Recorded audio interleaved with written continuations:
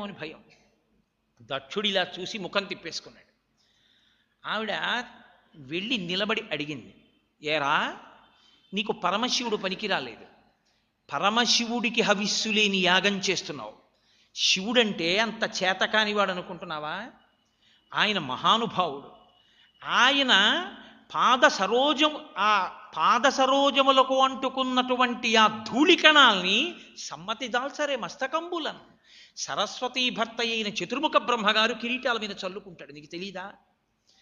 అటువంటి వాణ్ణి పట్టుకొని ఆయనే అలాంటివాడు ఇలాంటివాడు అని ఆయన్ని నింద చేసి ఆయన్ని యాగానికి పిలవడం మానేశావా?